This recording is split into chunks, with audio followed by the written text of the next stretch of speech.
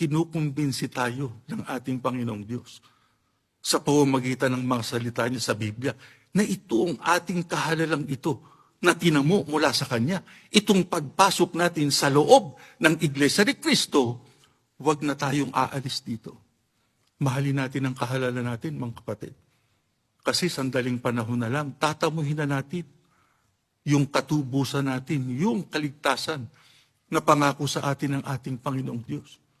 Kaya kinakailangan ng matinding pagtitiis para natin malampasan ang lahat ng yan at maisiguro natin ang ating kahalalan na hindi natin mabibitawan. Sapagkat ang hangarin ng ating Panginoong Diyos sa atin, magtamo tayo ng pangakong kaligtasan. Ayaw nating masayang yun.